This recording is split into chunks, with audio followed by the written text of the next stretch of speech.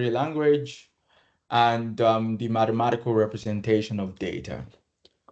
So many of you have some kind of experience with data in some sense, whether it's Excel data, like the one that I gave to you in the homework last time, um, or you have experience working with SQL. How many of you can work with SQL? If you can work with SQL, can you raise your hand, please? Nobody. Okay. Um, how many of you had any problems work? Okay. Anne has some experience working with SQL, 1 out of 27. That's not a good number, but we're going to. We actually had a course, like we got introduced to SQL last time. Mhm. We learned like it's called the Management Information System, and the lecturer actually introduced us to SQL. We did exercises using MySQL Workbench. Okay, so this SQL part of the class should be pretty straightforward, right? Since you have experience, I expect that the homework would be pretty easy. So speaking of the homework, how many of you had any problems doing it?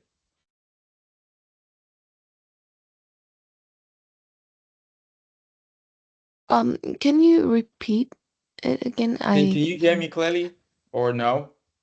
Yeah, I can hear you clearly now. All right, let's see. Okay, I think should be better. At least according to the computer, says the voice is better. Okay, good. I was asking how many of you had any problems working on your homework?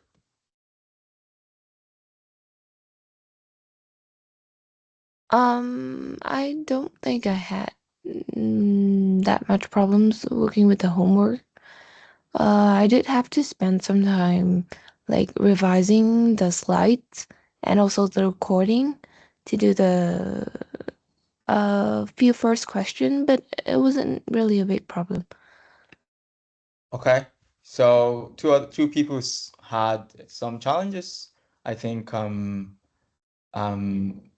that Gok, right? You raised your hand, and someone else, it's gone now. You had some problems. Yeah. Um, Ngang Thu. Am I saying that well? Yeah, I that's know your pretty last name correct. is Wen. Yeah. Okay, good.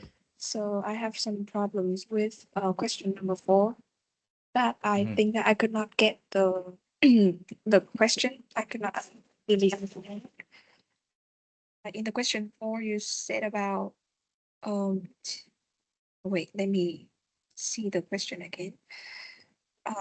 It tells us to visualize the distribution. I guess.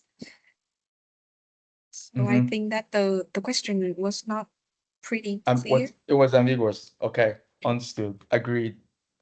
Um, all right. So the point of the assignment, it's kind of to get you to kind of think about probability in a very intuitive, practical sense. And today we're gonna dive even deeper. And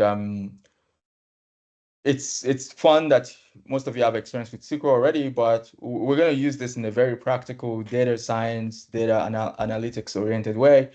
So you're gonna have to think about data points as a point on a multi-dimensional feature space. And that's what we're really going to get into today. So having said that, let's dive right in. And okay, so the first thing I would like to say is if you've done the homework, then you know what this looks like. So this is Microsoft SQL Server. It's much different from your Workbench, but the idea is still the same. This is going to be T-SQL, whereas your Workbench is MySQL. But the fundamental SQL ideas are preserved, right? It's invariant under this variation of SQL. There are certain things that are unique to SQL Server, but it's mostly on the user on the functions that are provided by the database engine itself, and not so much as the fundamental queries that we require to be able to manipulate data. All right, so can anyone, since you have some form of background in SQL, can anyone give me a practical, not Wikipedia, not Google, a practical definition of what a database is? What is a database? When someone says database, what comes to your mind? Anyone, for 2 points.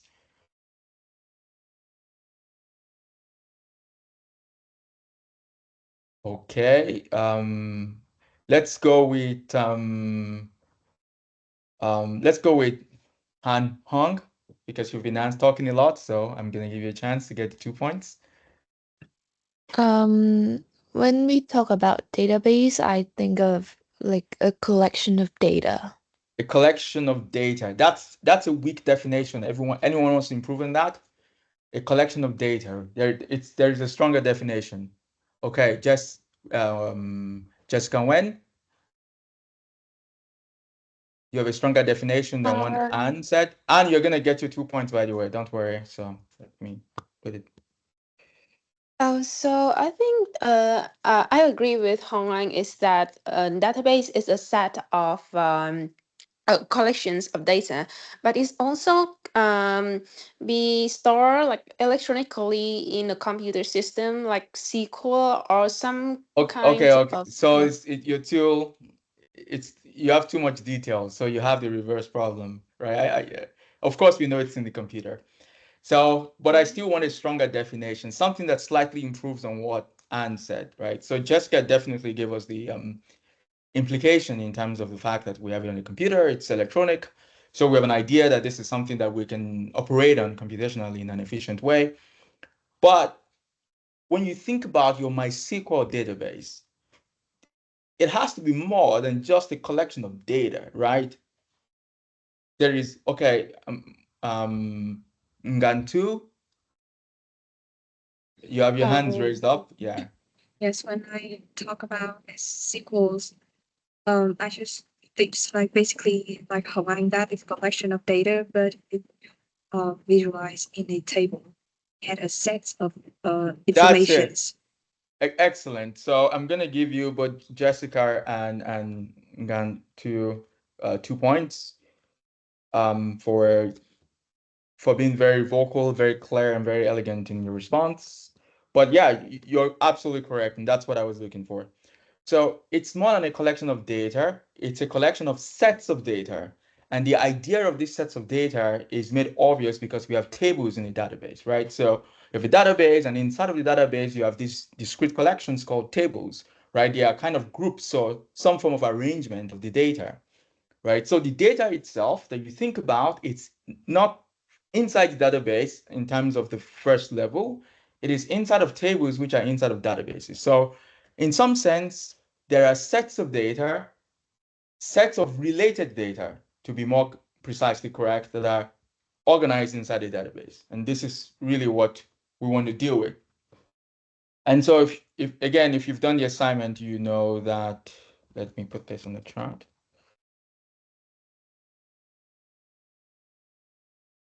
You have this, you have the screen.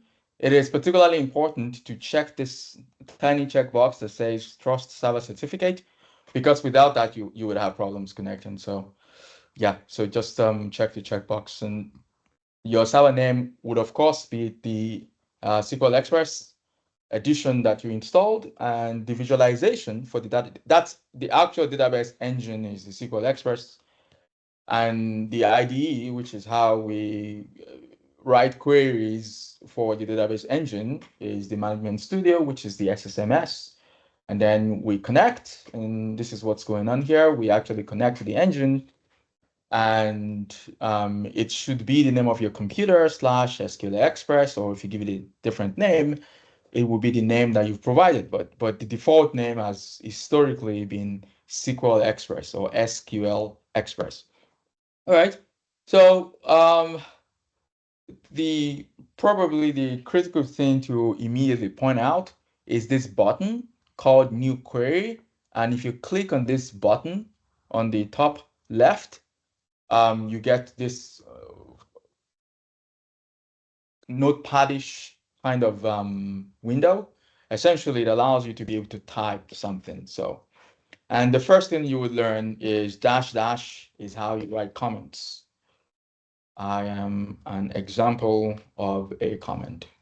As you can see that this, in fact, is in green, and this is a keyword in SQL use, and it's in blue.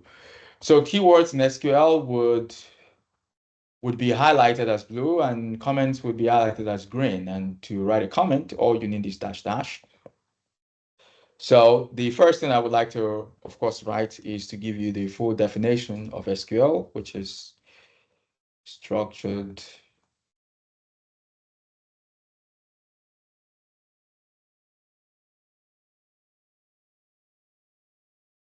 query language.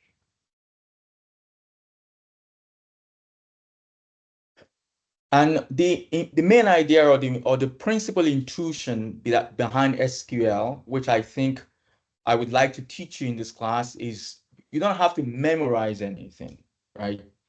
The point of SQL is memorization is not needed.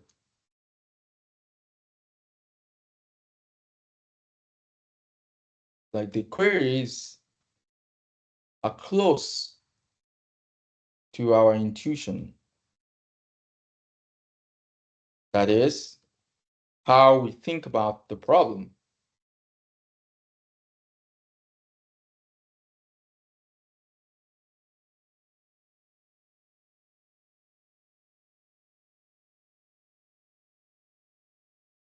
All right. So the point of a structured query language is that the queries are close to our intuition. It's close to how we think about the problem. So we never have to worry, how do I do this, right? I mean, I know that you have Google, but you don't need Google with SQL. Because when, for example, when you think about creating a table, what is the syntax for creating a table? Well, you guessed it, create table, right? So the solution is what I want to do. If you want to select data from the table, well, the syntax is select from some table. Again, I don't have to memorize this because this is what I want to do. If you want to delete a table, well, there is delete from a table. If you want to drop a table, there is drop table. If you want to update table, there will be update table.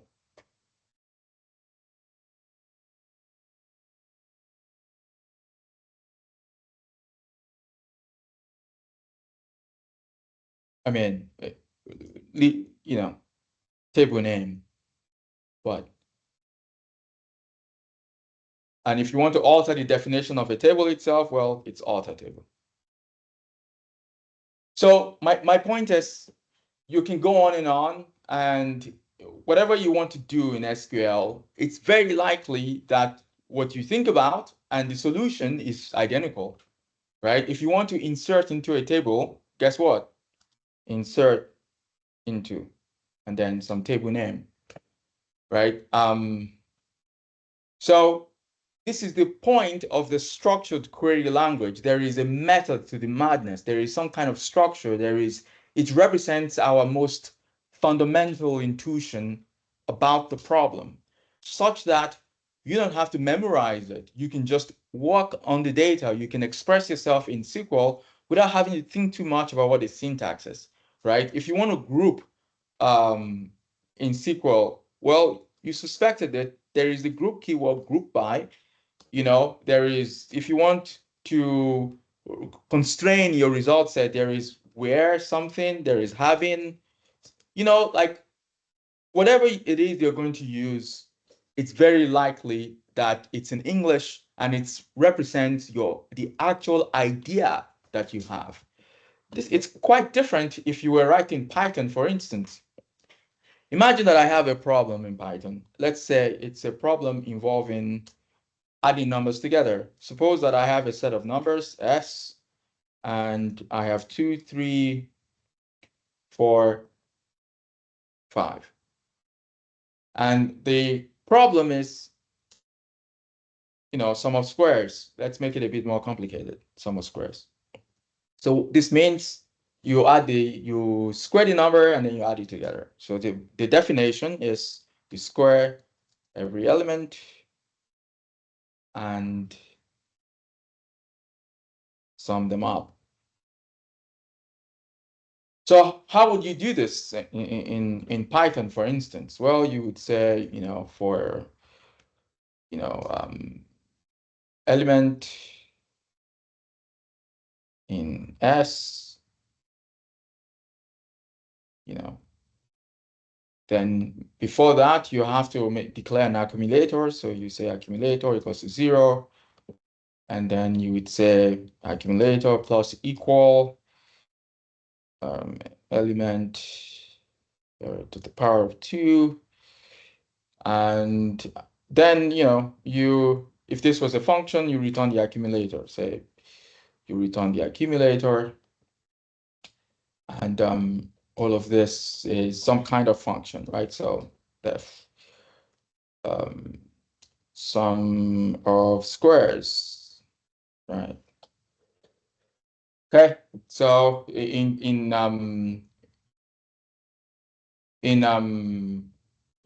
Python 3, you can specify that this returns an integer if you want. It's a new style, but it's all the same.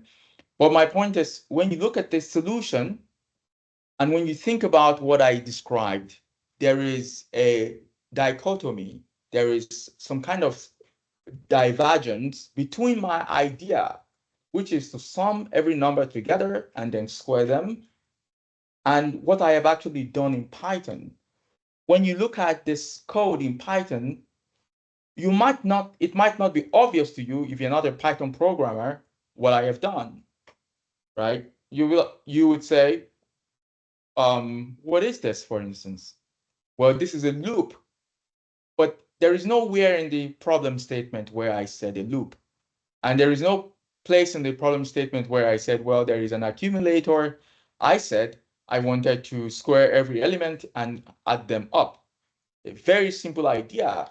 But now when it comes to the implementation, you can see that certain things have come into play. A loop has now entered the implementation, an accumulator has entered implementation, and all of this is unnatural to my intuition. It is strange to my intuition. In fact, to make this even a bit more obvious, think about this. Imagine that I have a counter in Python, right? Counter. Or even in any language, say x equals to 0, that's initialized, and then you say x equals to x plus 1. And let's put this in a loop so that it makes sense. So for I in range, say 0 to 10, and then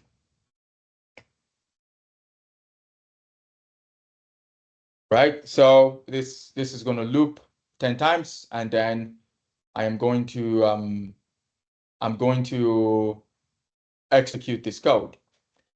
Now, here is a question for you, class. When you think about this line, x equals x plus 1, you would really realize that if you think about this mathematically, this is an equation that makes no sense.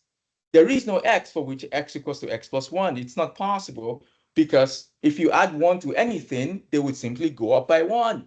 There is nothing that you add 1 to and it remains the same. Even 0, when you add 1 to 0, it goes to 1. When you add 1 to minus 1, it goes to 0. Whatever you add 1 to, it goes up by 1. There is no x for which x equals to x plus 1. This is an equation that makes no sense. But when, say, that Gawk sees this, they know already that this is me incrementing a variable, right? I have now assigned some kind of programmatic meaning to what we were taught in primary school. In primary school, we thought this was adding numbers together. Now I am suddenly incrementing a variable, and I have to change my mind. I have to put this somewhere in my mind and to realize or recognize that, well, the rules have changed all of a sudden. The rules of addition has been augmented. It kind of works, but it works in the sense that I am incrementing a variable and not essentially executing an equation, if that makes any sense.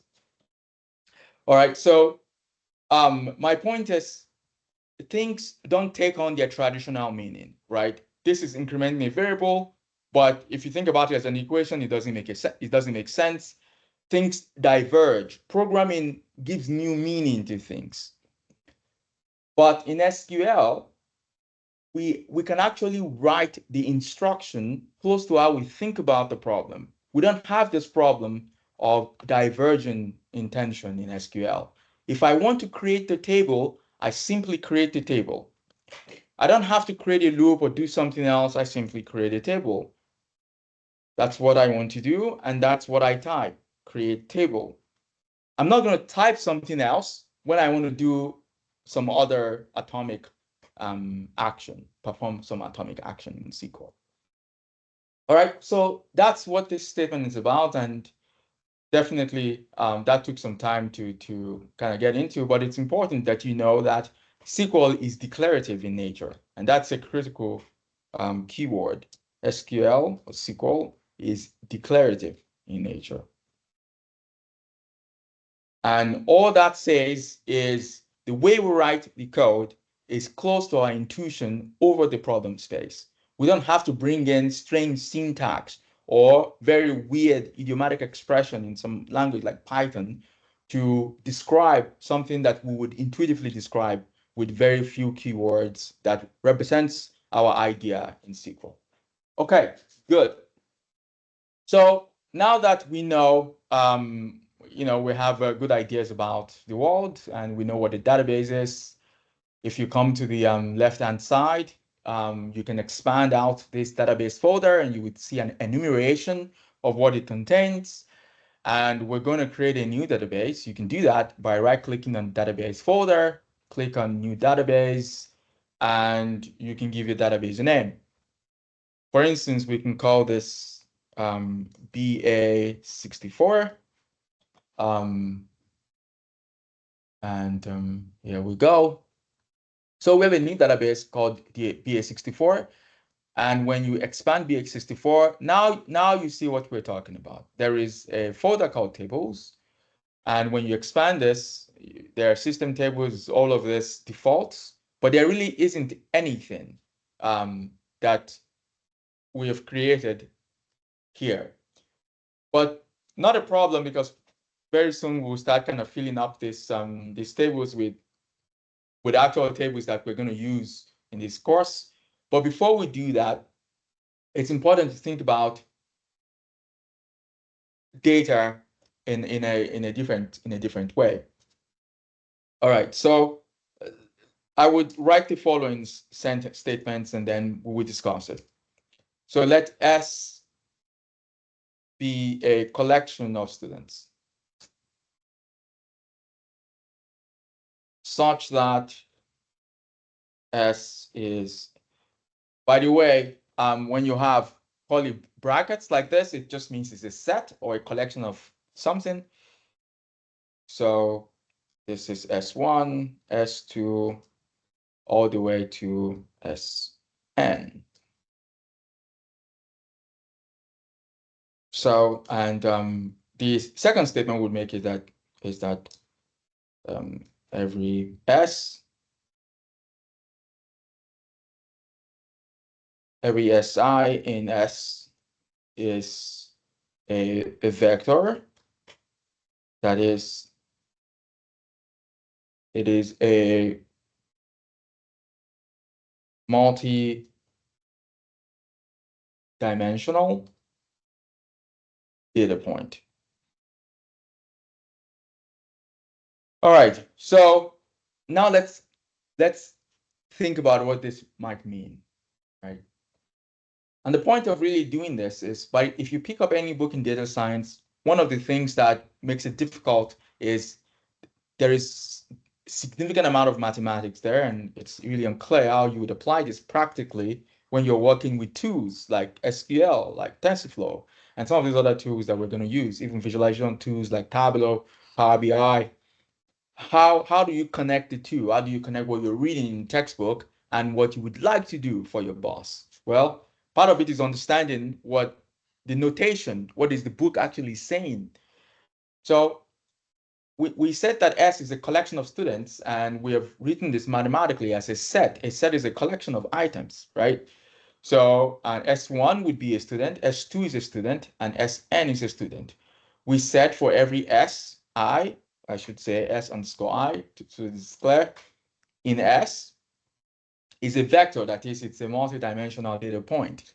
Can anyone tell me what I mean by every element in a data set is a multidimensional? Okay, and hi, please. I think that each S is a vector. For example, a student have some features like age or a female or male. So each feature is one dimension. It can be 2 or 3 or n dimension, and one vector will be presented in that multi-dimensional data point. Fantastic. I mean, I should give you +4 actually, so I'm gonna change my mind and give you 4 points for that answer. Thank you. See, the answer is absolutely correct, and it's more than correct. It actually explains everything precisely. But let me give you a simpler statement, like a prelude. When you go to a music show, someone comes in, plays a prelude, and then the orchestra comes out. A prelude to what she's really talking about in terms of features. Think about features as characteristics, right? A so-called data point is you. You're a student at NEU, and you're a data point, and you have characteristics. And we call these characteristics features, right? So a data point, that has characteristics is usually represented by a vector. And I've not even told you what a vector is yet, and I'm going to show you that. And this is why in the course today, we are talking about the mathematical representation of data, and this is kind of the aspect that we get into. A data point that has characteristics is represented by a vector. For example, a student.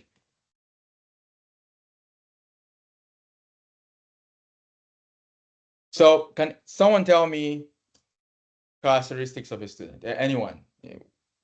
If you talk about a student at NEU, what are some of the characteristics? And I has already said some of it. She said gender, and is a characteristic. Jessica, please.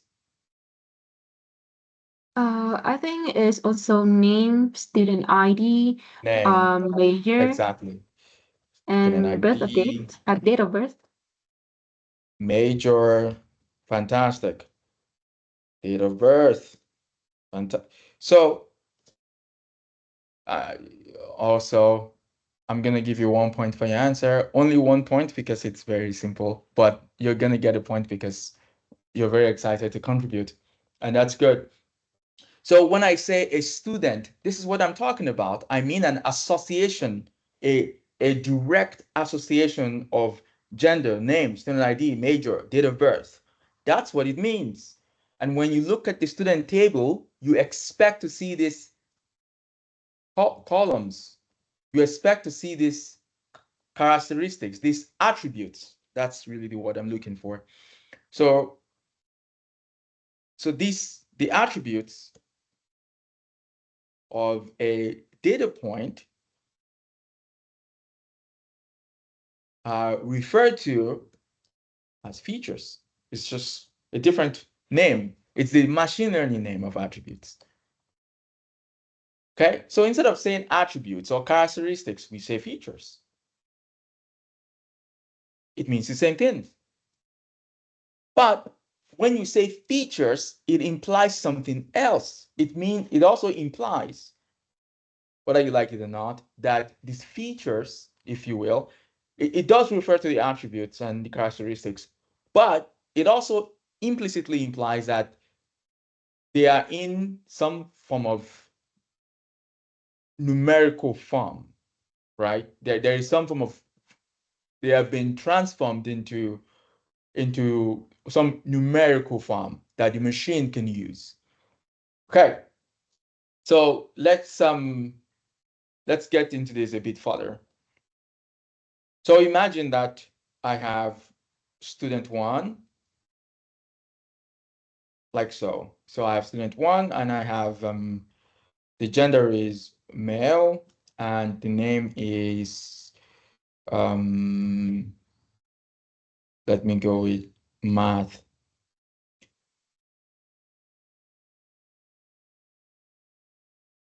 Okay, and student ID is 700, and major is computer science,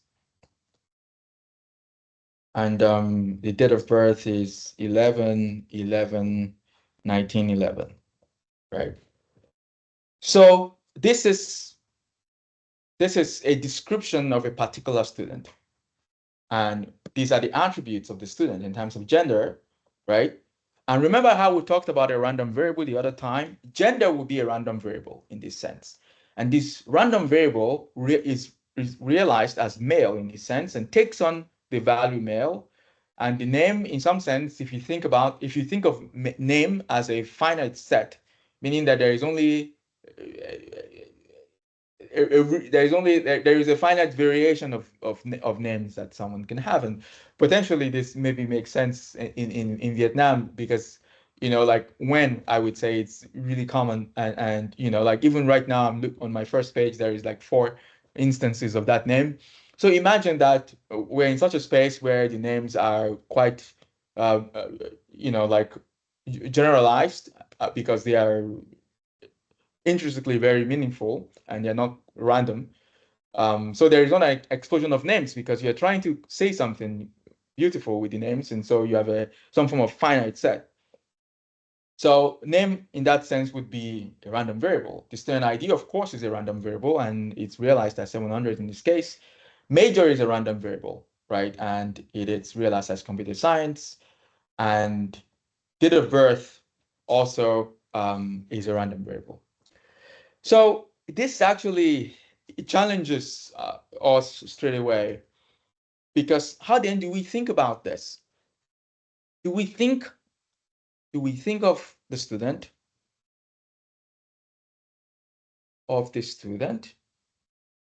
as a vector, or we think about the collection of a single attribute as a vector?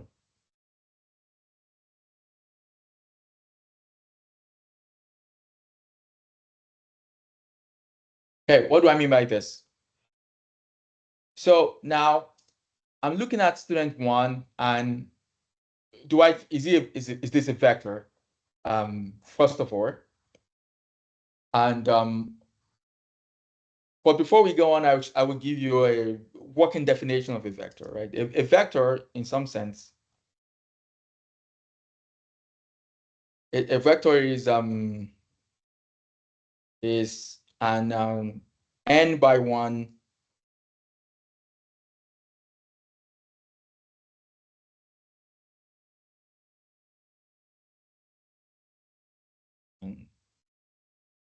n by 1, or let's say it as this, as one column and n rows, right? So it's n by 1. So the dimension is n by 1, because we always go row by column. All right. So when we're describing matrices and vectors, which we're going to get into, we always go row by column. That's how we say it. So because we have n rows and 1 column, the dimension is n by 1. So similarly, a matrix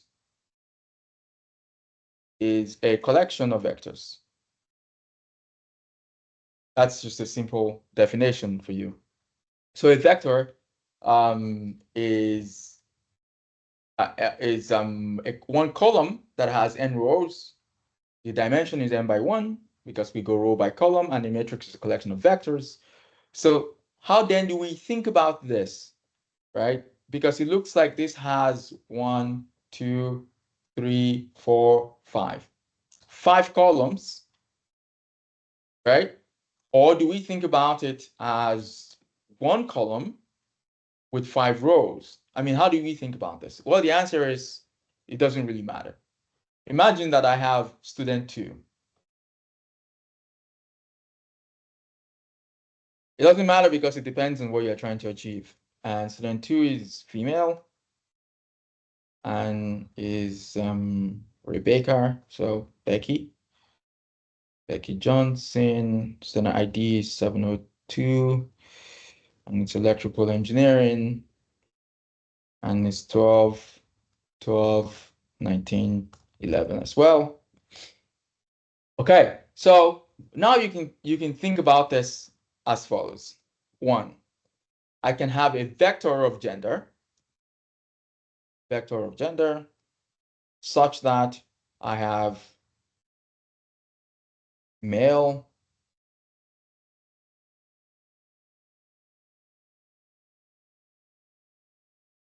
female, okay? Or 2, I can have a vector of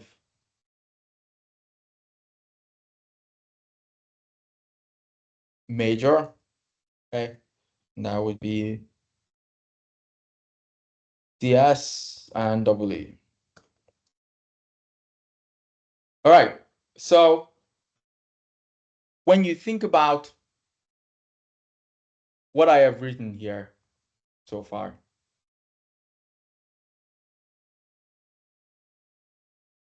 you can see that I can think about the data point themselves as a vector, where every attribute is just a column, it's just a row rather, or I can think about the attributes themselves as vectors. So it depends on what you're trying to do.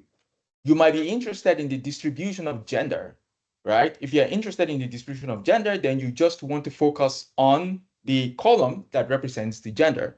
So in that sense, when you look at it like this, male, female in this sense, it looks more like English. But if I said that let male equals 1 and female equals 0, then this transforms to something a bit more mathematical. Then this is a vector of numbers 1, 0.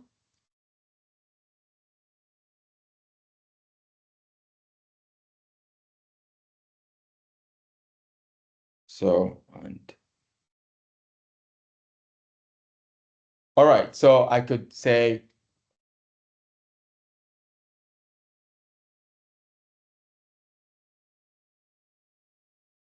I can say V equals to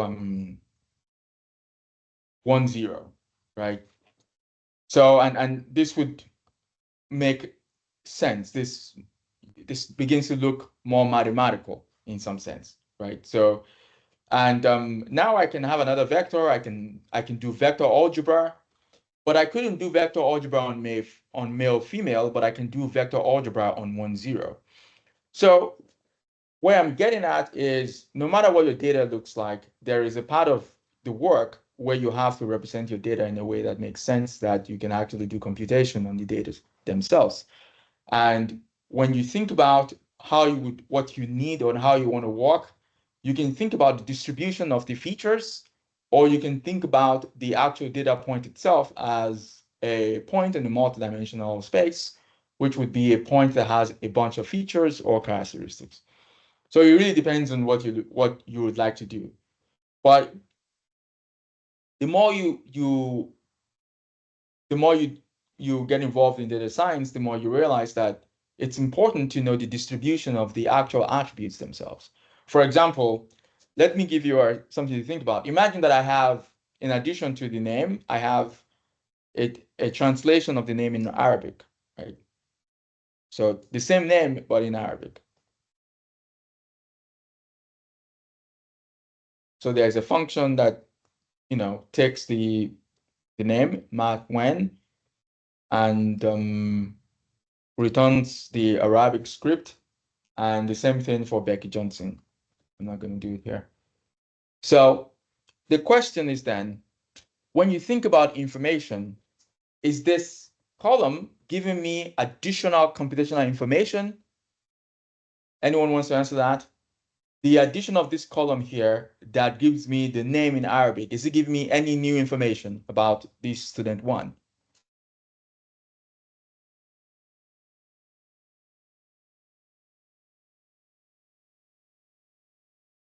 Yes, please. Don. I think Arabic here will be a functions or something like that. Right, but the question is, are you getting any new information on student one? Is this column, which gives me the Arabic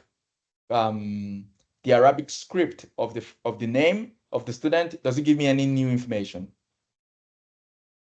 I think there is because it will be different from only Matt Nguyen because it put in the functions Arabic, I guess so. Okay. What about you, Anne? Do you think it gives me new information? I think no. No, Because the answer is no. It doesn't give me new information. It's the same thing. It's just in Arabic, right? The computer doesn't care what your language is. It cares about information. The name is the name, whether it's in Arabic or you're writing it in Vietnamese. It's really not new information, right? At the end of the day, the name it's really not important. The script, the actual language script is not important. It's important. What is important is the measure. How do you measure name in terms of your data set? What's the measurement? And the measurement should be equivalent, regardless of what script you're using to write it, right? So, but I would also say that this is a bad example on my part. What I should have said is I should have given you a much better example to think about. So because of that, I give no points. So a better example would be weight. Weight in kilograms and weight in pounds. Imagine that there is a column for weight, and this person, let's say, is 180 pounds, and 180 pounds, and then there is weight again in kilograms, and so let's say this is 79 kilograms, something like that. And now it's easier to see that this is not new information because this is the same thing. The weight is the weight, whether you have it in pounds or kilograms. It's just a different unit, right? You're not really telling me something I don't already know. The point is that these two columns now would be dependent, right? The weight in kilograms depends on the weight in pounds, and vice versa if you enter the weight in kilograms first. So my point in saying that is sometimes thinking about the student as a vector and looking at what features are contained in the student, it's important because you want to identify attributes that are dependent on each other, two attributes that are saying the same thing, right? Do I need both the first name and the last name, right? Because the more attributes you use in your model, the more computationally expensive your model becomes. So it's important to know what features are necessary for your model. So in that sense, of course, it's critical to think about the student itself as a vector, right? Which is a point on a multidimensional feature space. It has different characteristics, and every characteristic is a feature, every attribute is a feature. And that, in that sense, the student itself is a vector. But also, each attribute, right, distributes across the entire data set, right? Imagine you have 1,000 students, you're going to have 1,000 entries for gender, then there is a distribution of gender, there is a distribution of weight, there's a distribution of height, and all of the attributes that you have, and each of those are vectors as well. Each of those will be n by 1, and in that sense, we take on the length of your data set. However, the dimension of the student vector will be the dimension of the columns you have in your table. And let's say that is m, and that will be m by 1. So given this definition that we've identified, can anyone now tell me functionally, right, in the realms of database, what would be the analog of a matrix? Right, we said that a matrix is a collection of vectors, and we can think about our data point as vectors. So what would be analogous to matrix in the database for 2 points?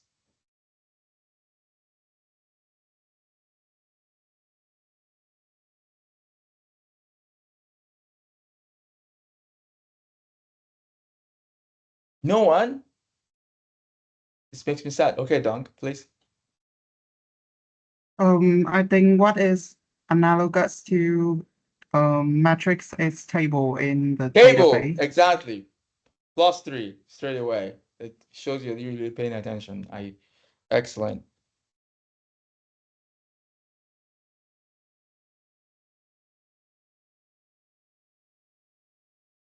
So yeah, excellent. So there was one student last year that didn't need the points, but she was also the valedictorian. So, but everyone else actually needed the points to get through the class. So this is the easy part. It's going to get difficult. I would recommend that get as many points as you can, because when it gets tough, I always remember. That's why I write them down so that I can add them later on when you need them. So, and it's very easy to get them this year, particularly because I'm very generous with points. So please use it. Once we get going, there will be less opportunities to get points, and you will have to earn them from the homework, which gets increasingly more difficult. Okay, so thank you, Hong. It's Dong rather. A matrix, which is a collection of vectors, is now like a table. So when we have our table of data, you can think about it as a matrix, right? You have m dimensions of m attributes for the students and n number of students in the table. So, you know, in that sense, you're going to have row by column. You have n rows, m columns, so it's n by m matrix. And now matrix algebra becomes really, really useful, right? And we're going to dive into that really quickly. But now that we have a basic intuition on how to think about the world, let's refresh our understanding of SQL, because there would be quite a bit of work to do there. So the first thing we would like to do is create a table. So create table. And we want to create students, plural. And interestingly enough, when you want to create a table in SQL, all you have to do is enumerate all of the properties or attributes that you want. And according to Anne, she said that student ID is a main idea. So we're going to do just that, student ID. So when we type the attribute, it's important for us to describe the data type, right? Like what kind of data are we going to put in this attribute? Well, this is going to be an integer. And if you agree with me, student ID is how we identify every student. We don't go by name, because two people can have the same name, especially you know, when there is a beautiful combinations that are common.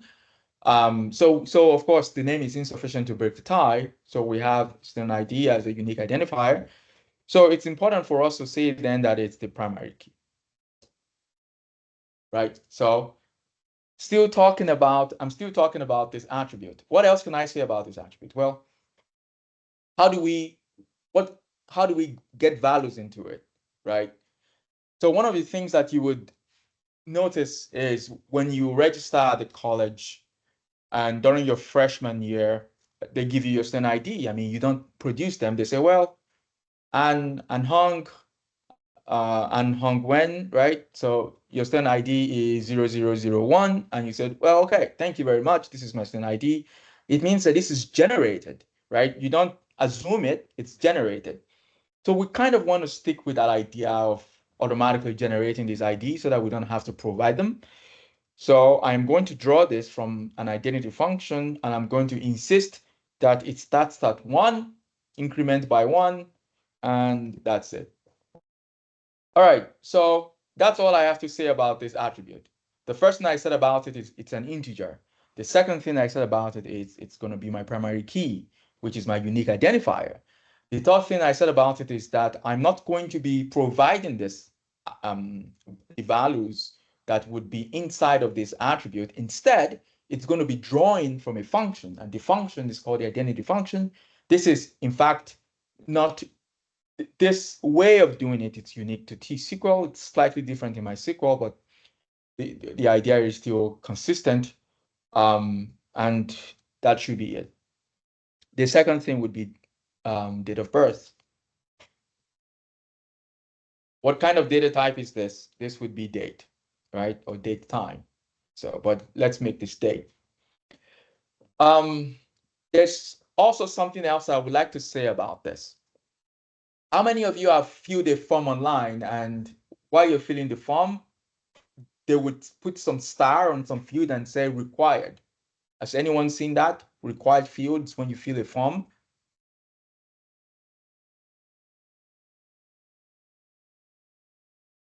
Nobody has filled the form? And okay, Jessica, thank you for saving the day. So outside of Jessica, no one else has filled the form and has seen required. Okay, all right, 3 people. I'm going to wait, and I'm kind of going to use this as to see who is really paying attention and who is not. So Dong Trong has never filled a form, required field before, and there's a lot of people who has not filled a form that has a required field. Lin Thi has also never filled a form. Lin Kan has not filled a form.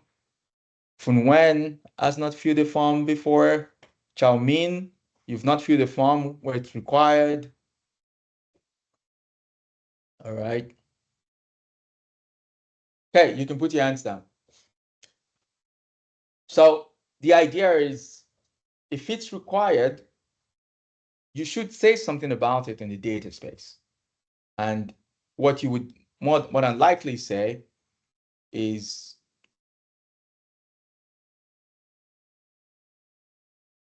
not null. Okay? So anyone wants to tell me why this is important? So date of birth is required, and I'm saying something about it. And I'm saying, because it's required, it's not null. Why is this functionally equivalent to required? So this is going to involve the definition of null. Jessica, please. I think the not null means that the data in that space must be filled and could not be empty. Absolutely, this is correct. So, but I want you to go one step further and give me a definition for null. What's the definition for null then?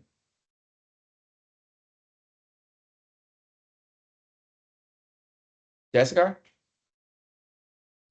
Oh, so null means like no value or unknown value or like missing value in the database. No, that's the elementary definition. I want the college definition, Jessica. Try again. So imagine that, imagine that we could, let me give you a hint. So imagine that I have another attribute called gender, and I say that this is let's say it's an integer, but it's not. We're going to change it. But I say that instead of not null, I say null, meaning that this supports null. So from that statement, can you tell me what you think null really means? Jessica, please. I think like it indicates that the data did not exist in the database, like the gender. So that's half correct, but I like what you just said. It does not, the attribute exists, but it doesn't have a value for that person. It's important to have a distinction. So let me give you a practical example. So imagine that you can go back 2,000 years, right? and 2,000 years, and there were students in Hanoi, or maybe, I don't know, let's say it was called a different name, maybe Saigon or something, some historical name at the time. There were students and there were scholars at institutions, maybe not universities as they are right now, but there were scholars at that time, but they didn't have student ID. I doubt if they had the notion of student ID, because student ID is a computational artifact. It's kind of came up from this idea, right, of being able to put things in the computer and being able to have separation, primary keys, things like that. It's a consequence of digitization. So imagine then that I gave you records in old Vietnamese script from 2,000 years ago, and I said, well, we have to digitize this. And these were students at a monastery, for instance, 2,000 years ago. So, but the new students have student ID. The students from 2,000 years ago, clearly they don't have student ID. When you put them in a database, right, what would happen is that the old students would not have student ID, but that attribute would exist, meaning that when you query the data, you would see student ID and then you would see null. So null suggests that the attribute exists for that record, but it doesn't have a value. There's just a very subtle distinction there. It's different from the attribute being completely missing. Now, when we go to MongoDB, and we would go to MongoDB, in MongoDB, that attribute simply would not exist. You're not going to put null. There would be no student ID, because that's a closer solution to the truth. In the actual reality, the students from 2,000 years ago, they don't have student ID. So why should they have the attribute defined on them? But in relational database, they would have the attribute defined on them. It would just won't have a value. But this is a bit farther away from the reality. This is an artifact of being in a really structured universe that imposes the attribute on students that actually have no conception of that attribute.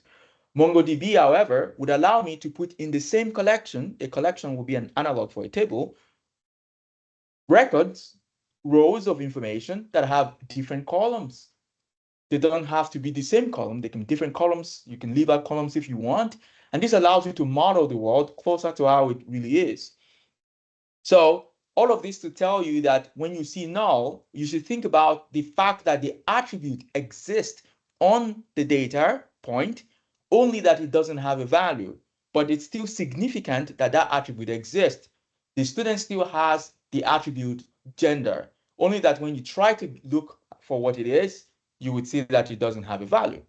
Now, why am I really talking about this? I mean, come on, it doesn't have a value, so what? Well, it turns out that in data science, we have this notion of cookbooks. And one of the cookbook approach to dealing with missing data is taking the average and replacing the missing values with the average. Now, if I had done that, or if I do that with the data from 2,000 years ago, I would simply replace all of the null data with the average of the data for the rest of the data set. And this would be wrong, because now in place of null, I would have the average of the distribution for a record that actually has no conception of that attribute. But it's good for my computation. It makes my computation go well. But I have actually created a false sense of the world. And in some sense, I have introduced some level of bias into my model. This is, of course, a complication that is maybe too much for us at the start. And when we get deeper into the course, you would see precisely how these biases can creep into the model and can make your work a bit worse. All right. So when something is required, we say that it's not null, and when it's optional, we say it supports null. Okay, that's the long and short of this. Gender, of course, is not integer. It's going to be whatever you want to tell me about it. So in that sense, it will be nvarchar, which is non-variable character, which supports alphanumeric entries, and I can impose a length on this. So you can have any gender you want, only that it cannot be longer than 100 characters. You have to be able to tell me about your gender in 100 characters.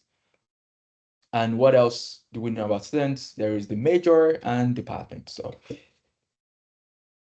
you can also have any major you'd like,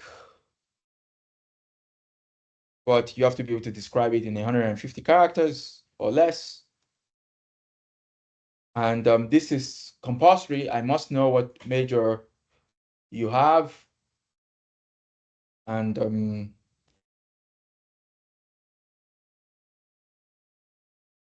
there is department, which would be the same.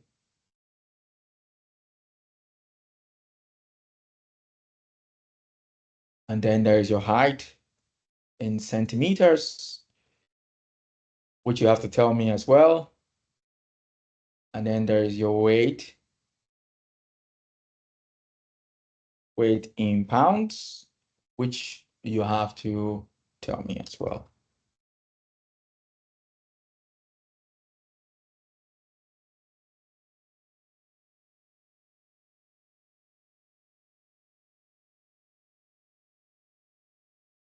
Anything else that we want to say about student, height, weight, gender, major, department?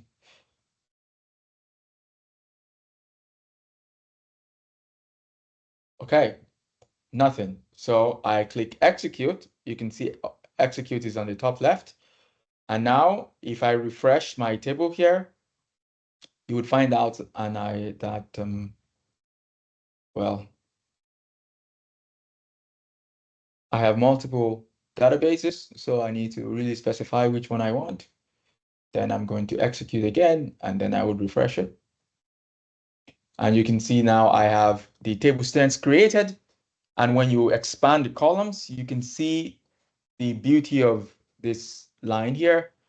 It's identified as a primary key. It's an integer, not null. And let's insert a new record. So insert into students. How do you do? And values, right? So I would like to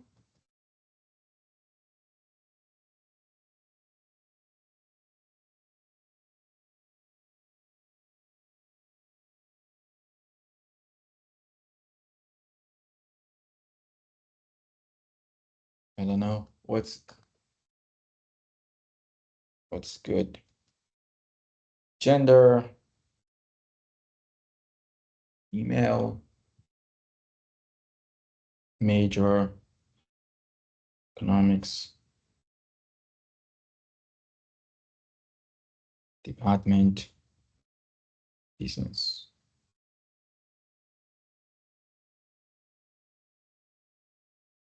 Height in centimeters, it's an integer, so we say 170 centimeters. But in pounds, 110 pounds.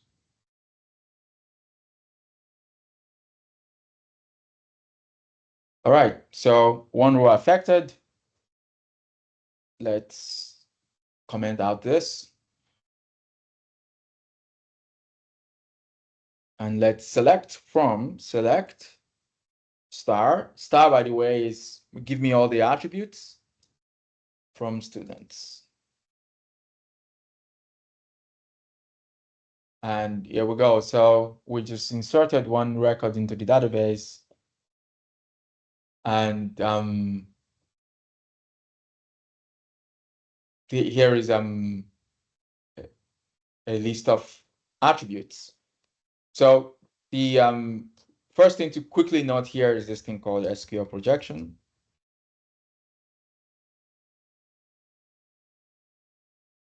And what does that mean? This just means that you get to list the attributes you want. But it really means that you get to reduce the dimension. This means you list the attributes you want,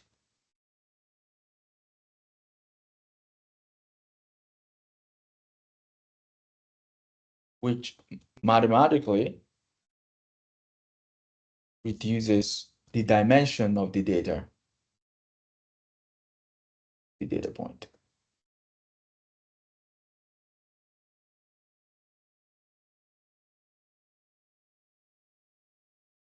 So let's do that. So let's, on this next line, we would select student ID first, we don't even have names, so that's really bad, and no one said anything. What happened? How is this? This is not as fun without name. So you execute these two queries, you see there is a difference. There is one query that brings back all the attributes, and this query that brings back a subset of the attributes, which is a projection to a reduced dimension, if you will. All right. So can anyone tell me how to modify the table and in such a way that I can add names?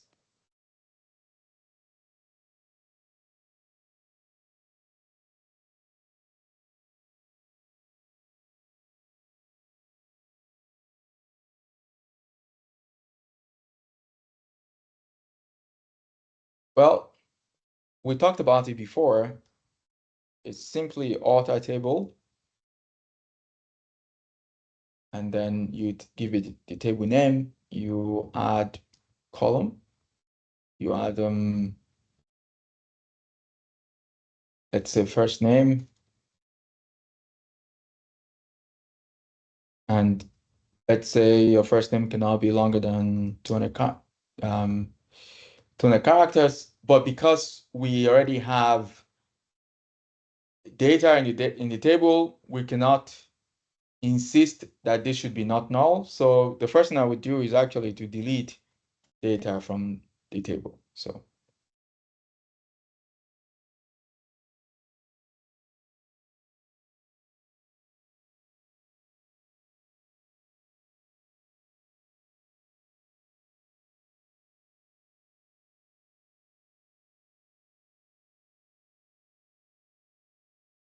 all right, okay, one row affected. So there is nothing else in students. So I should be able to say not null. And now if I refresh this table and I expand the columns, again, you would see that first name has been added, and I can do the same thing for last name. I can alter the table and add now last name as well.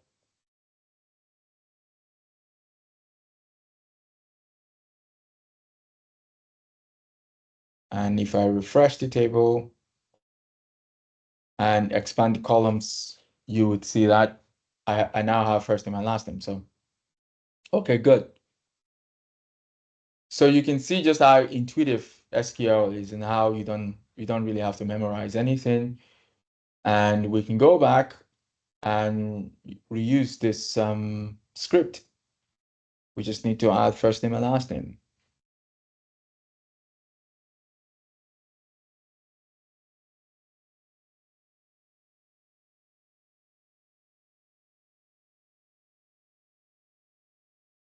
All right, so we do that. And uh-oh.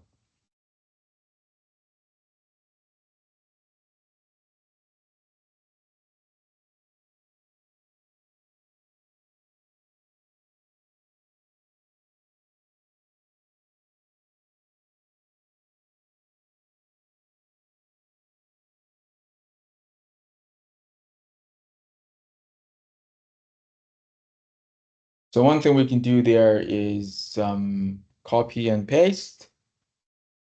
If you want to have multiple lines to insert,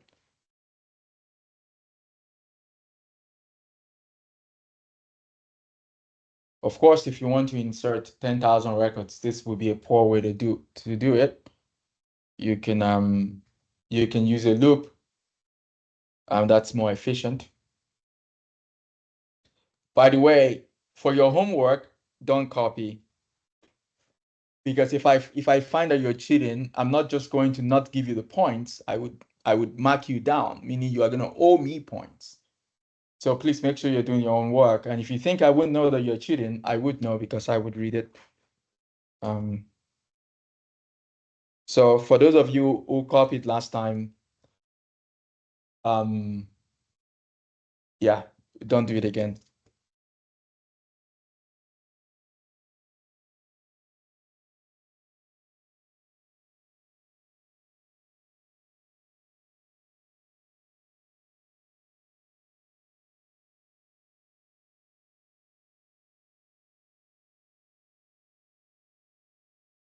Mechanical.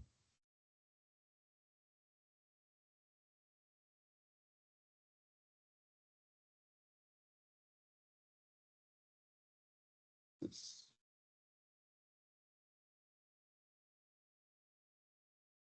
185 centimeters, 179, 165, female.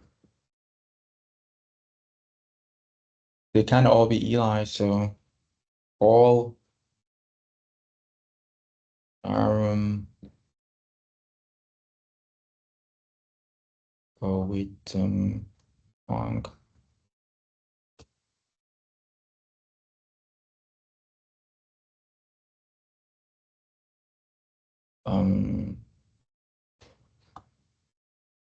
This we're gonna go with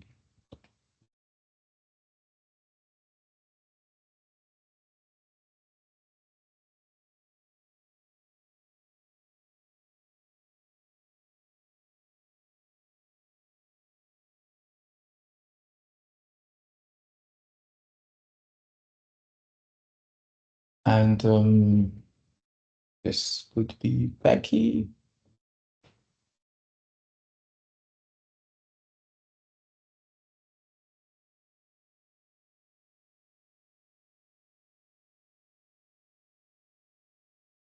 Okay, so just trying to create tiny distribution of data, so we have a good idea.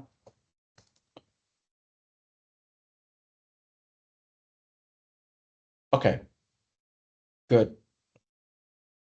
So now we have 5 rows in our data set. I can comment out this code.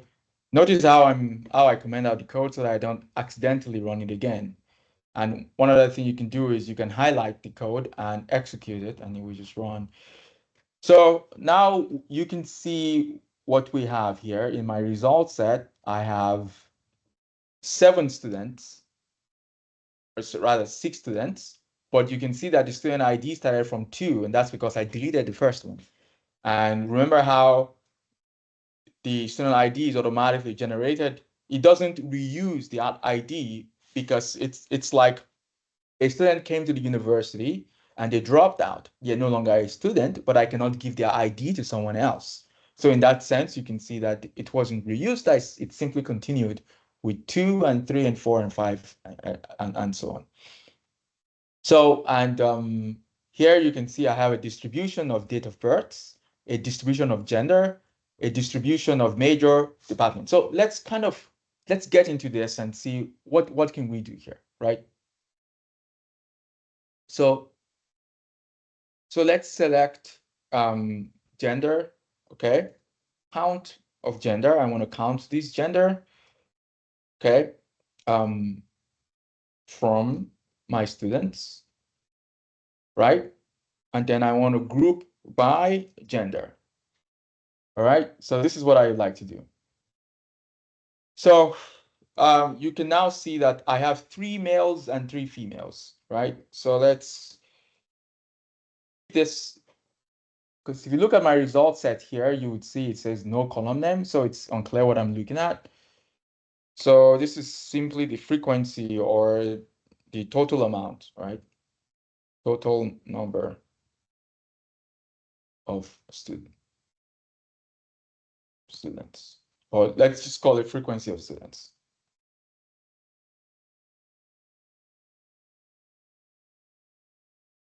And let's run this again. And now you can see that I have a nice little title.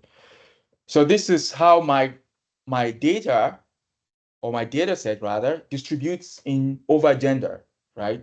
My data set distributes over the gender category or the gender attribute in this way. There are 3 females and 3 males, and I'm able to do this by simply grouping the data set by gender. You can see that in SQL, like I said before, that the point of SQL is that the queries are close to our intuition. My goal is to group the data by gender, and that's precisely what has happened, right? So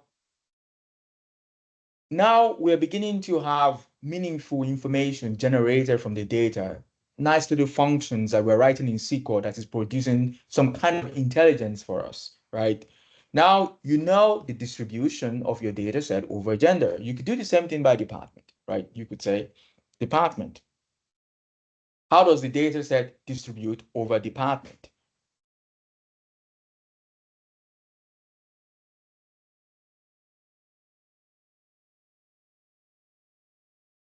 So now we know that, look at, we have 6 departments, and here is the distribution of my data set over the department.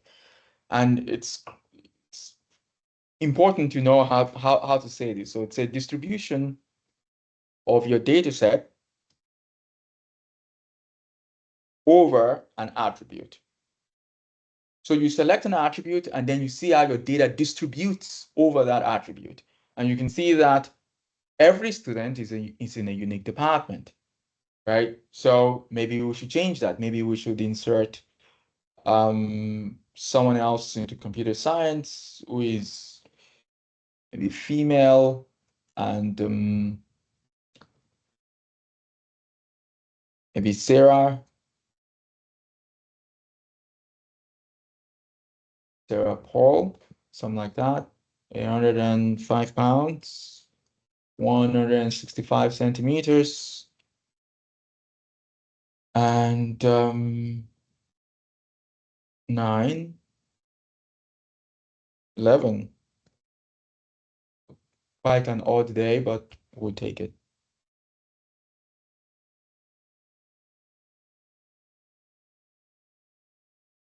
So we do this. And now we know there is someone else in computer science, right? So I know that you might look at, you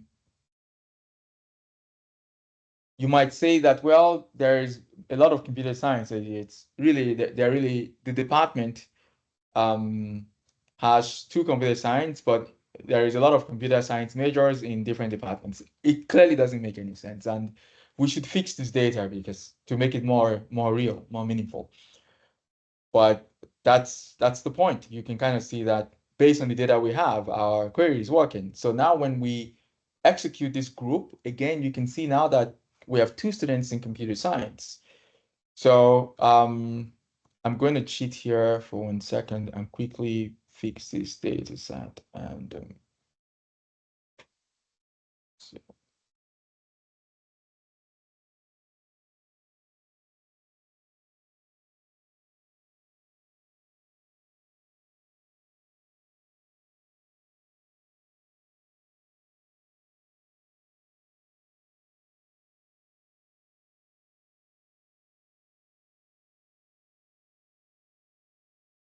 Okay, so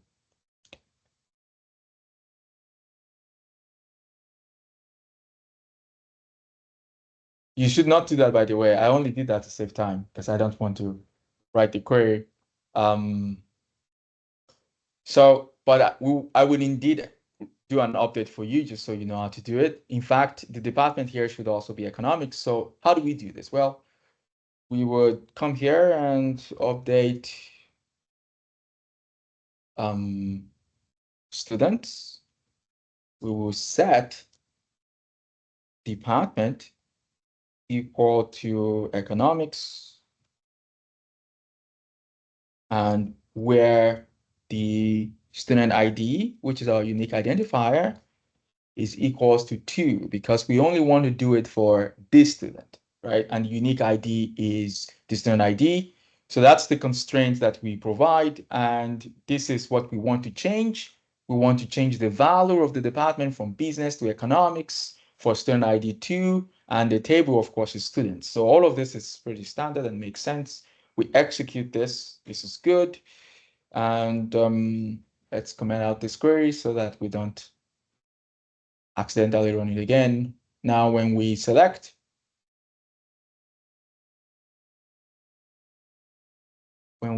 star from students, we can see, of course, that the department is now economics. And so the point here is for you to see just how you can write small functions that provide business intelligence right away. So creating groups from your data is one of those things that your boss might ask you to do, right, while you're working. It's, can you create groups for me over this data set? Well, it's very easy to do that in SQL, right? It's very intuitive. You want to select the attribute over which you want to create the groups, and then, you know, you create your groups. The question then is, can you create groups over, say, 2 attributes? Well, the answer is yes. Imagine that I want to create a groups over department and over gender, you know, or maybe gender first and department. So it would first have to distribute over gender and then distribute over department. How will I do it? Well, I will do just that. I will group by gender first and then department, and let's see how this would look. And you can see that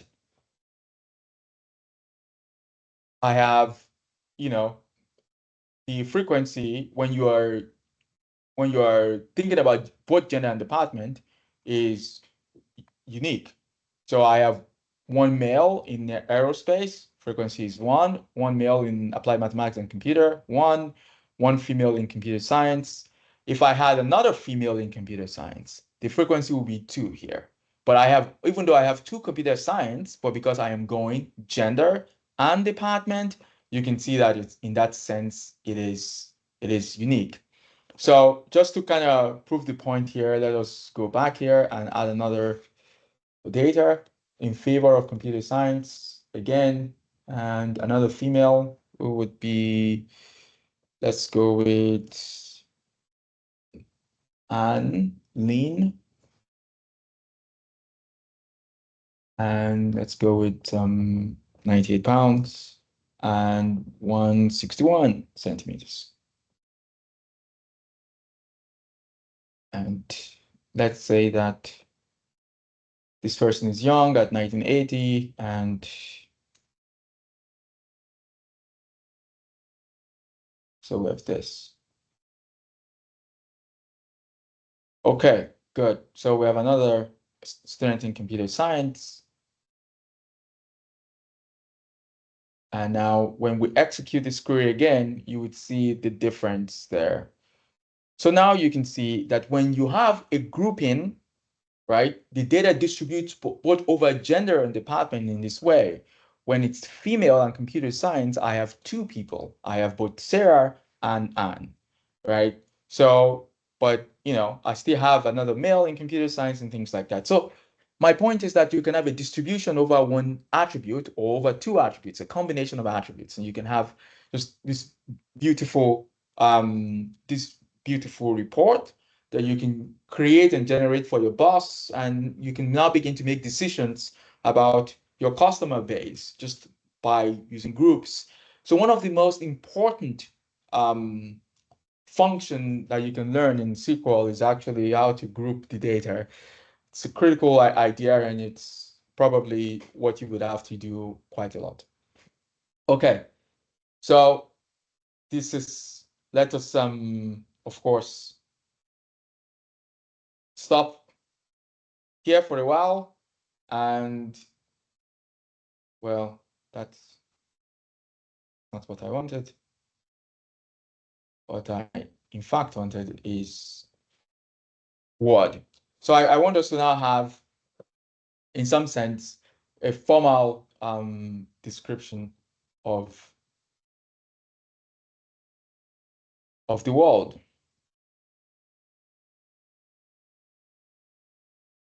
So what have we done in essence mathematically? Well, we've had S, which is a collection of students, and we have it like so.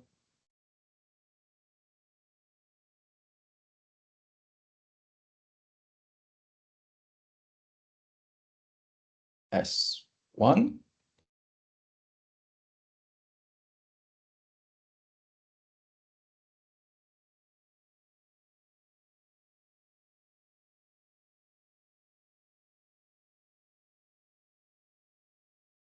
And why am I doing this? Because I want to write it in a way that I imagine you would see it when you are studying on your own. So I want you to become familiar with the notation. So I simply want to write it out. So in this case, I can come here and say where let's make sure that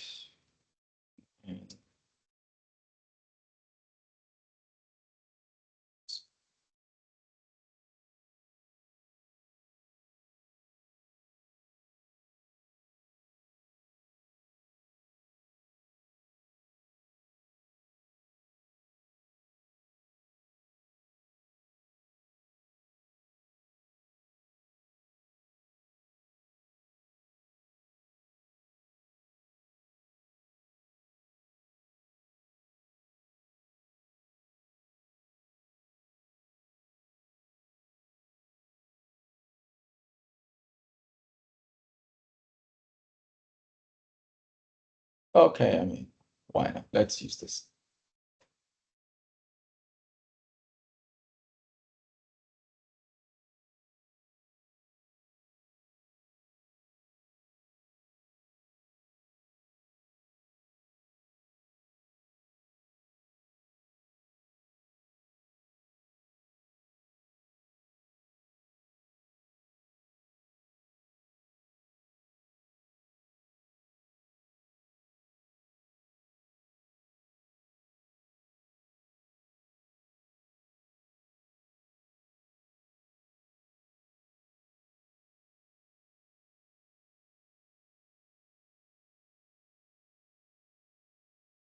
I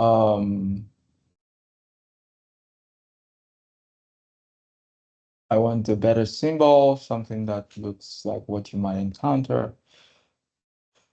But okay, I will have to settle for this. Okay, this just means, and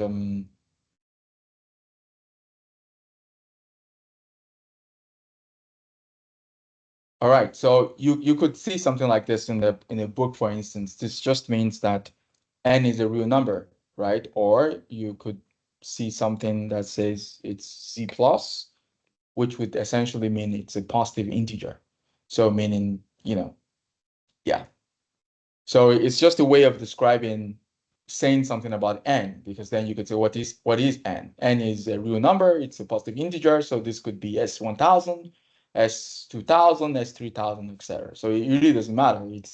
It's going to be the size of your database, right? So it would be, and in this case,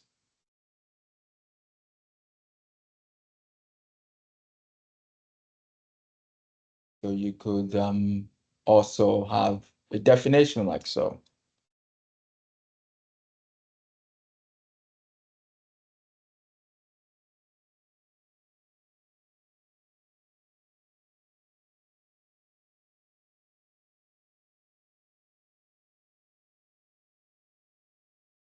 Of data points. So, and this would be, this in fact would be correct. So now I've said this. So we can now have something even more precise. So we could say for every S, for every S in capital S, you know,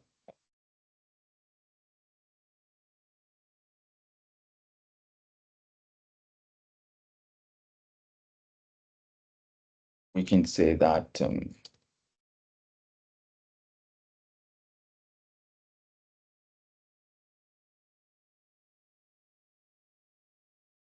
Si, which is an arbitrary S, is equal to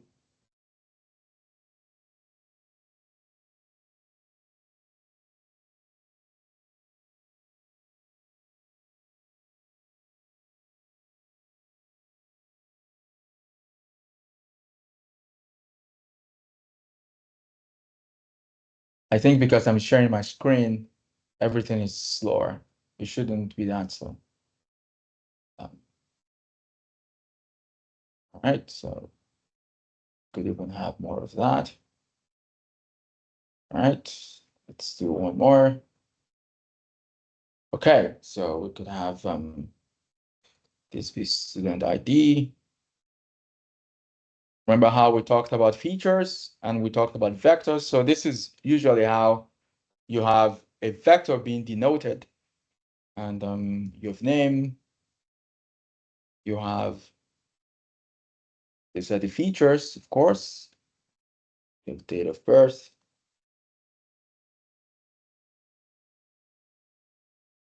You have height. You have weight. So for the SNS, SI is a 5x1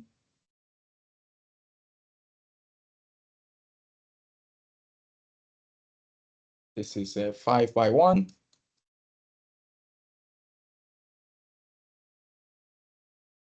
vector, right? 5 rows. So that's 5 rows. So generally, vectors are n by 1.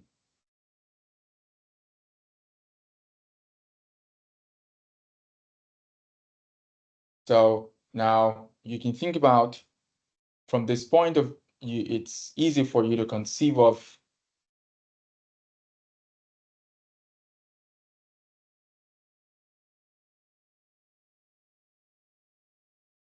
so imagine a function f. Last time we talked about function f. A function as anything that takes an input returns an output, right? So a function f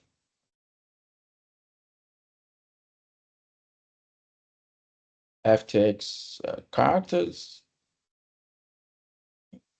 So alphabets and returns a number, right? How does it do this?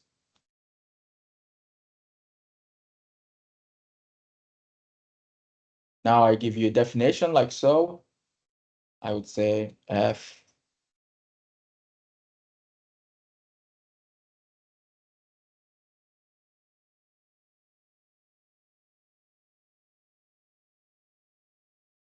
alphabet. So f is such that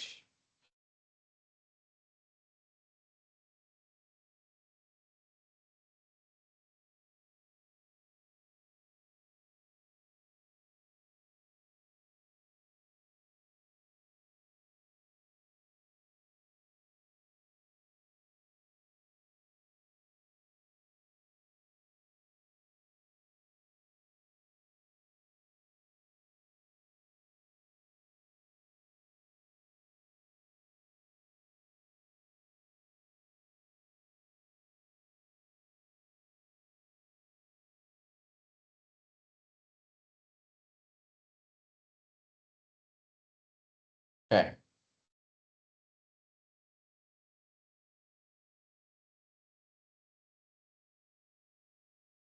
When it is A, it returns 1. When it is B, it returns 2. When it's C,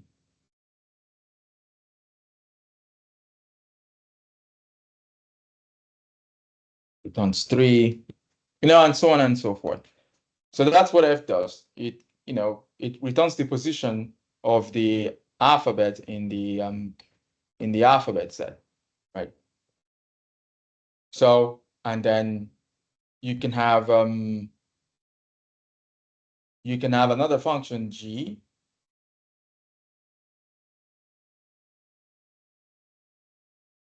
So a function G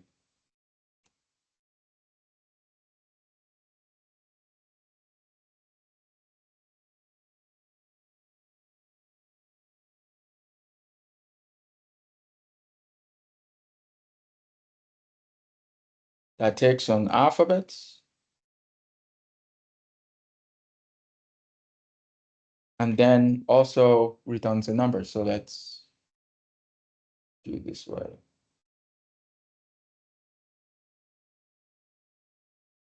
Also returns a number, but G is defined as follows.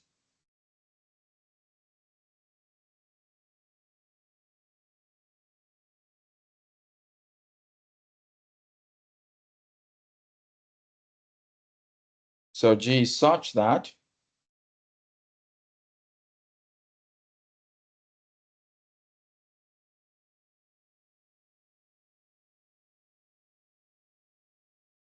for every alphabets,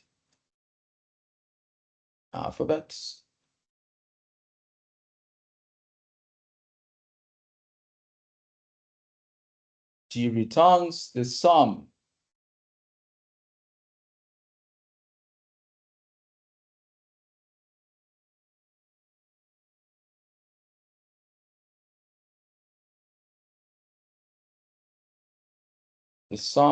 of f of alphabet.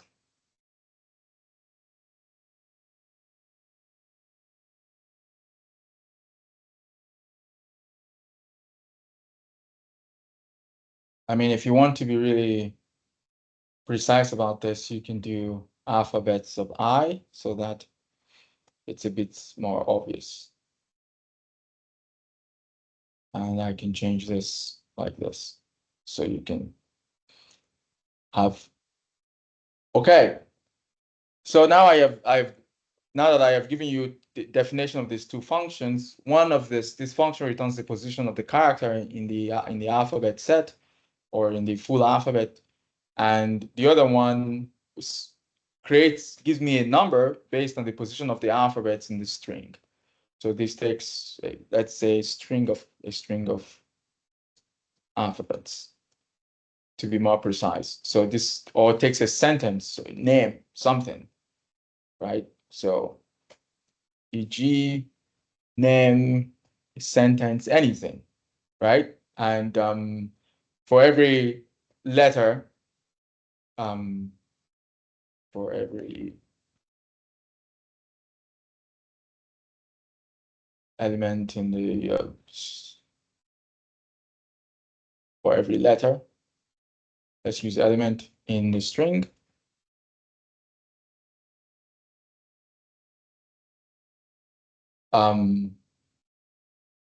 It finds the position of that element in the alphabet and sums it up, and then I get it in number.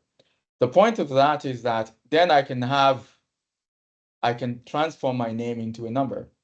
So, and I can also essentially have the date of birth be ticks.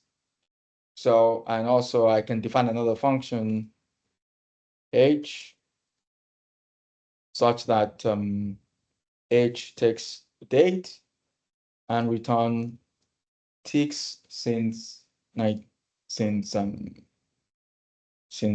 DOB. Okay, so this is the amount of ticks that ticks is a measure of time since the date of birth. This will also give you a unique, if you assume that everyone was born, of course, at midnight, you are going to need precisely the time. If you assume everyone was born at midnight, this is going to give you a unique number for a particular date of birth. So someone born, for example, June 1, 1970 is going to, everyone born on that date, we have the same ticks. In that sense, you would know they were born on the same day. And so now you can take this vector that you have and you can create another one, right? You can create something that will be completely numeric.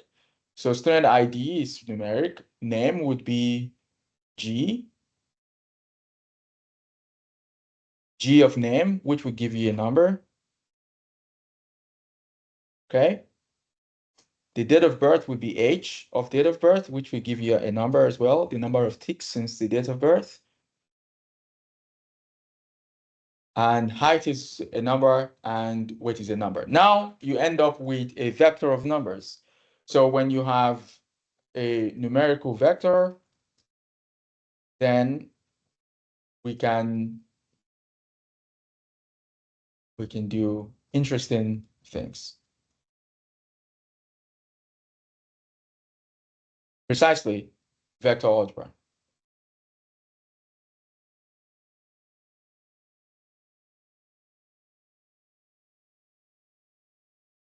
So now, you've taken your data that is in this form, and you've used these functions to transform it into something completely numeric. And then you have your collection of data set, S, which will now be what? It will now be a matrix. Now you can have something like this.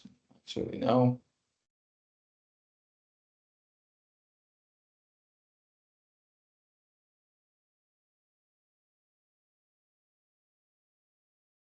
And we can have more.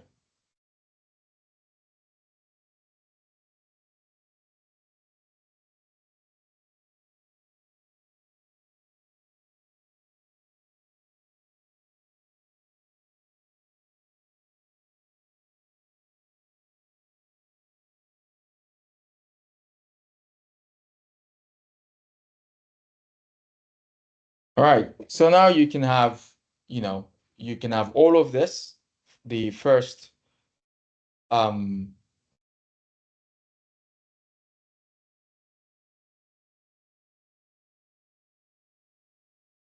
let's go a bit more here.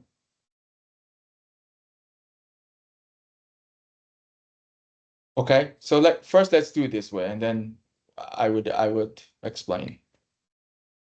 So now you can have student ID for student 1, and you can have, student ID for student 2, and so on. So you can kind of think about your data essentially as a matrix. And in fact, you can have it in matrix form, and you can have your data transformed. Your entire data set will now be transformed into something that that looks like this. So student 1, student 3, etc. And then you're going to have a matrix of data. And your vector algebra now begins to make sense. Now you can find, if you will, the rank of the matrix, if you will, right? You can calculate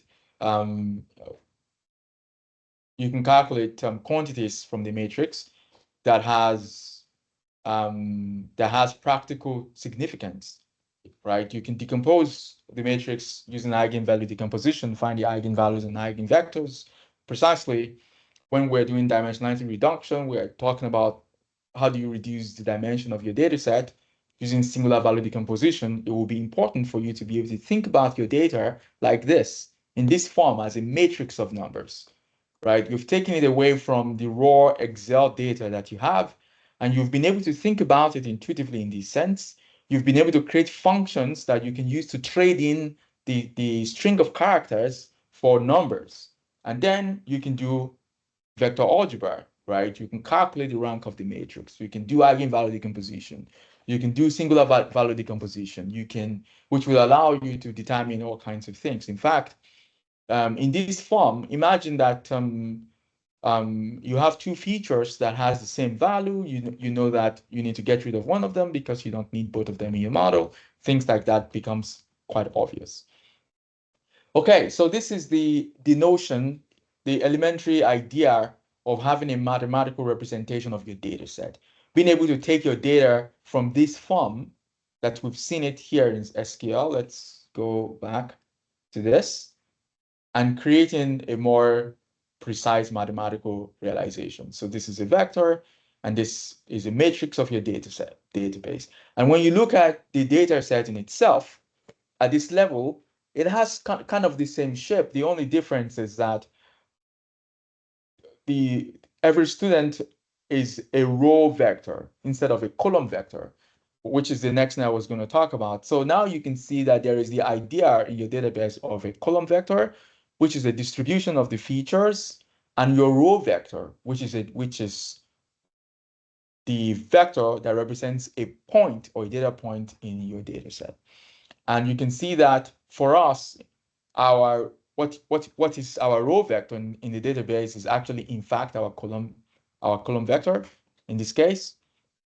And this is particularly useful because it's easier for us to think about every vector in our vector space as a data point, right? So because we're used to looking at vectors like this as an n by one an n by one mathematical object. So you can kind of think about every column as in your matrix as your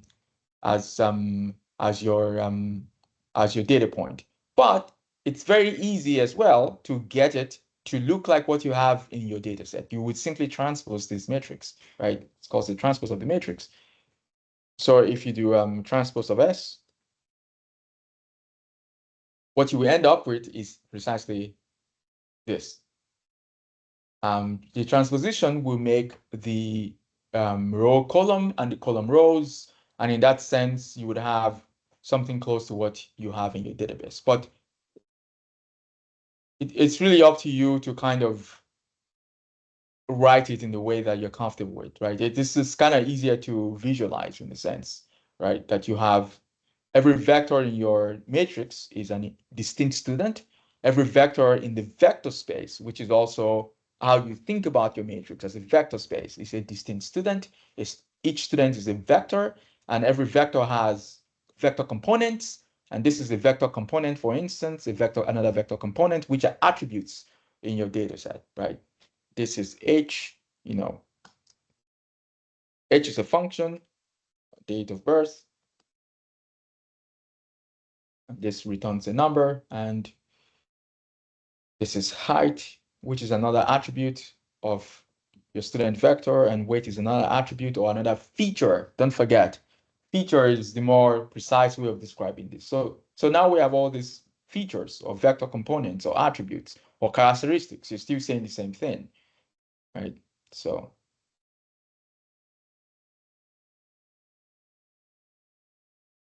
okay, so and now you have a matrix, and we can do all kinds of matrix algebra. So this is a very important idea, and it will be very, very useful in a good amount of the homeworks that we're going to do in the future.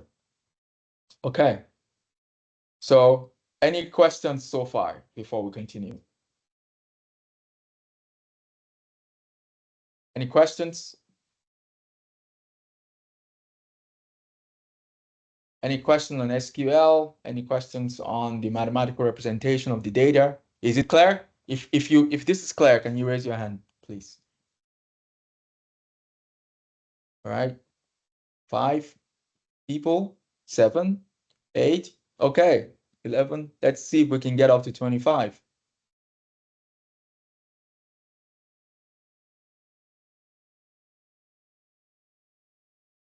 "21 people, 24, 25. Okay, I'm really happy. Very good. Excellent, excellent. Okay. You can put your hands down, guys. Thank you. All right, so there is no need for us to do more than this today, and I know you have another class at 9:30, so I would give you 30 minutes to kind of reset before you go to another class. So this is a principal idea, and Anmin, you have a question? Oh no, you were just raising your hand. So this is the main idea, right? Being able to see the data and being able to represent it mathematically, right? So this is something you have to kind of get really familiar with and really practice. You know that this is a sequence, is a set. This just means that it's a positive integer, and n is the total number of data points. You know, this is the vector notation that you're going to see a lot. Yeah, after a while, it's not unusual in the text.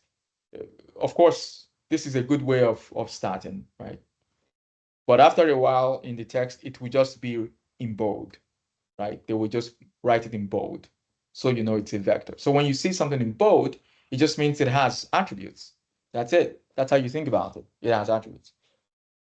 And then you can continue, and then we would begin to kind of think about the vector algebra that are very particular to machine learning and data science, and we would focus on those in the upcoming lecture. All right, so if there are no more questions, the homework will be posted latest tomorrow, and it will be due on Monday. Is it Monday? Yeah, it's usually due on Monday, I think, or Tuesday. Okay, well, thank you so much, guys, and I will see you next week.